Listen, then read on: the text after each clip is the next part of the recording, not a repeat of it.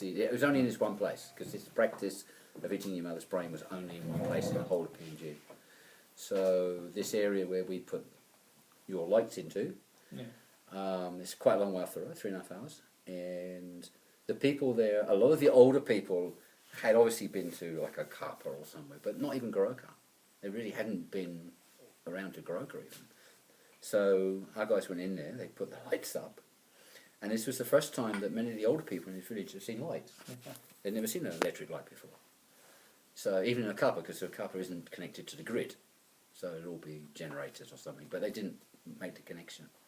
So they put the lights in and turned them on to see if they were working. Oh, this is really good. And these old people saw it. And that night they said, don't turn the lights off. And these old people all sat in the clinic all night in the light, looking at the lights. It's like a picture show, you know, but you're watching this non-moving picture. You're just watching this light. Watching the moths. Yeah, and that was it. It was incredible.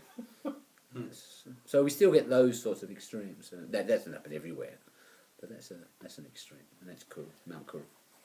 So that's our first Nobel Prize. PNG won the Nobel Prize because of that research. And the second one we got nominated was pig bell. Yes. Which is a very famous one. What was that? I don't Pig bell. Because people didn't eat meat very much, pigs were not really eaten very much. You know, they were ceremonial and only the big people ate them. A lot of the kids, when people came up through the highlands, they saw all these kids with large stomachs and they thought they were malnourished. In fact, they weren't malnourished.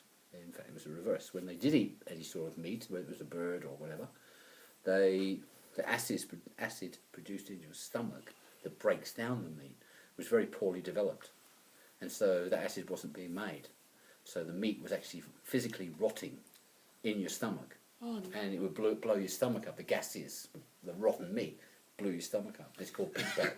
So even today, every Highlands kids gets an inoculation against pig bell.